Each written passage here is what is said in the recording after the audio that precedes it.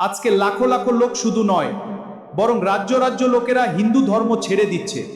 তার কারণটা কি? কারণটা হলো মানুষের সাথে প্রতারণা হয়েছে। ধর্মের নামে আমাদের মূর্খ বানানো হয়েছে। আর্য সমাজ যে ধর্ম বিদেশ থেকে এই ভারতে নিয়ে এসেছিল, আজ তা কালো সত্যগুলো মানুষের সামনে বেরিয়ে আসছে। धर्म के ठेकेदार कहाँ गए सब? कहाँ मर गए? क्या सीन देख रहे हैं भाई, वाह। आप लोग जरा कमेंट में बताइए यहाँ पे हो क्या रहा है। क्या भगवान को आशीर्वाद दे रहे हैं? वो आज 24 है।